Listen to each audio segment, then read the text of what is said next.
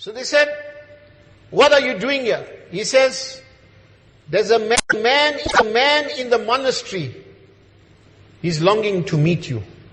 The moment this beast said, there's a man, we were afraid that this beast probably is shaitan or a jinn.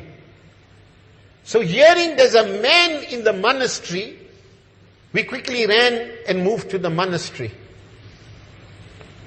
When we got to the monastery, we saw a man huge, never ever seen somebody so big as him. His body was coarse, his hands were tied around his neck, his head and hands then were tied by his knees. Between his knees and his ankles, he was tied with iron, with chain as well. So we asked this man, who are you? So he says, right now, I'm the weaker one between you two, between the two of us. You can harm me, I'm chained, I cannot attack you. So I should know first who you are, to see if I am safe. So he posed a few questions. And the first question he posed is, what about the trees in Baysan? So Tamim ad-Dari says, what do you mean about the trees, the date palm trees in Baysan? It is a place in Jordan. He says, does it bear fruits? Tamim ad-Dari says, in abundance. Yes, it bears fruits. So this particular man that is tied up, he says that soon it will not bear fruits. There was a stage that Jordan should yield a lot of dates. Right now, Jordan doesn't have much dates. The same place, Baysan. He said it. Soon there won't be dates. The second question he poses, Buhaira Tabriya, how's the water levels there? It is known as the largest salt lake below sea level. It is also in the area of Sham.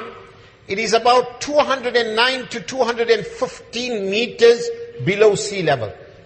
It is known as the Sea of Galilee. And it is the second largest lake. One is salt water lake, the largest. As a normal lake, it is the second largest lake below sea level. And now, right now, the Sea of Galilee, the levels are dropping tremendously. This man that is chained says soon the water will dry up. The third question he says, how's the spring of Zaghar, which is a spring from which there's such fresh water and abundance of water that the surrounding land is being irrigated and the animals are being given to drink, and it is really nutritious.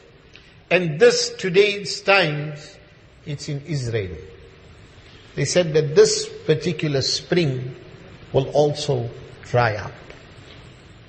Now, then he says, do you know anything of an unlettered prophet, a ummi prophet, a prophet that cannot read or write? And they said, yes. And that is who? Hazrat Muhammad Mustafa sallallahu alayhi wa sallam. What do you know about him?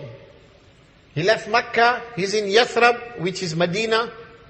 Yathrib, first Medina was known as Yathrib. We're not allowed to use the word Yathrib. Nabi sallallahu alayhi wa sallam said, don't use that word now. But that time it was known as Yathrib. And then he says, how did his people deal with him?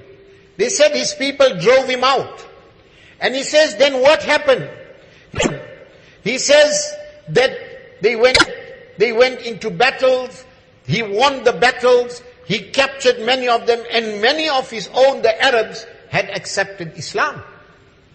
This so-called man that is chained, he says, it's best if they hold on to this deen and iman. Then he says, soon I will break loose. And I will cover the entire world in 40 days. The first day will be equivalent to a year. The second day day will be equivalent to a month. The third day will be equivalent to a week. And then the rest will be normal days. But only 2 places I will not be able to enter. Where he enters, he conquers, he takes over. He takes over. And those 2 places are Makkatul Mukarramah and Madinah Tayyibah. Sayyidina Rasulullah sallallahu alayhi wasallam, whilst narrating this particular incident, he takes his asa whilst on the mimbar and he bangs it and he says, Hadihi Tayyibah, Hadihi Tayyibah, Hadihi Tayyibah. This is Tayyibah, this is Tayyibah, this is Tayyibah. He will not enter here. Now when we look at the fitna of Dajjal, it is known as the greatest fitna ever. Every prophet had come with the warnings of this particular fitna of Dajjal.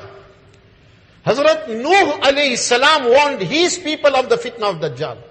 One of the first prophets to propagate the oneness of Allah. We had Hazrat Adam, we had Hazrat Sheeth. They did not propagate the oneness of Allah. There was no shirk. Shirk commenced at the time of Nuh alayhi salam. He was the first one to go around saying,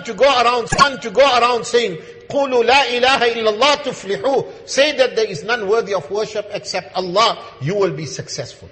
First prophet.